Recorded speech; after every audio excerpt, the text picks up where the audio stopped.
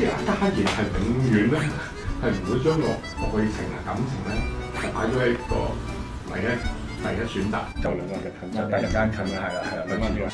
新聞係好難嘅，大量乘客被困車內，最時中基因編輯，指控球隊馬教練喺練習嘅時候多次用異物性騷擾女球員。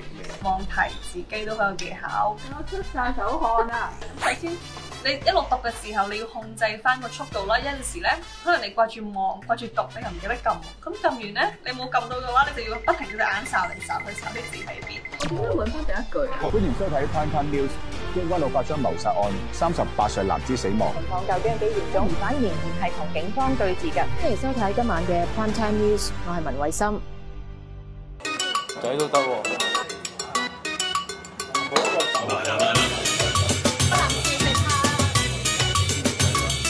食得外景好整嘅。